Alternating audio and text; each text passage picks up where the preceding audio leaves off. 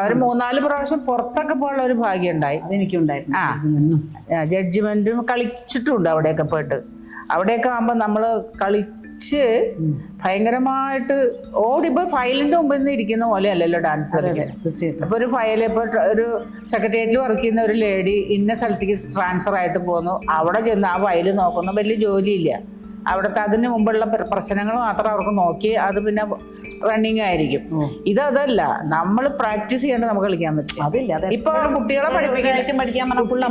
അല്ല, കുട്ടികൾ പഠിക്കുന്ന എല്ലാ ഐറ്റംസും നമുക്കറിയാം. പക്ഷെ നമുക്ക് കളിക്കാൻ പറ്റുമോ? കളിക്കണമെങ്കിൽ കളിക്കാൻ പറ്റില്ല. ചെയ്യുമ്പോൾ തന്നെ നമുക്ക് തന്നെ അതിശയാണ്.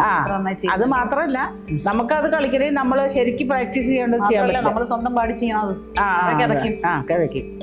അപ്പൊ അതൊന്നും നടക്കാത്ത ഇനി നടക്കുന്നു എനിക്ക് തോന്നല്ലേ. ഇത് ഇനിയിപ്പോ ഇങ്ങനെയൊക്കെ തന്നെ അങ്ങോട്ട് പോകും. അങ്ങനെ അങ്ങോട്ട് പോട്ടെ. അല്ല, ഇത്രയും ഇല്ല. അപ്പൊ വരും തലമുറകളെ ഇനിയിപ്പോഴും കുട്ടികൾ കലാമണ്ഡലം പഠിച്ചിറങ്ങുകയല്ലേ. അപ്പൊ അവരെ സംബന്ധിച്ചിടത്തോളം അവർക്ക് വേദികളൊക്കെ കൊടുക്കണം എന്നാ ഞാൻ പറയാ. അല്ലാതെ ഒന്നും. പിന്നെ കുറെ പേര് പറഞ്ഞ പോലെ ഒരു 10-8 പേരും പുറത്തു പോകാനാണ്. ഗൾഫിലൊക്കെ.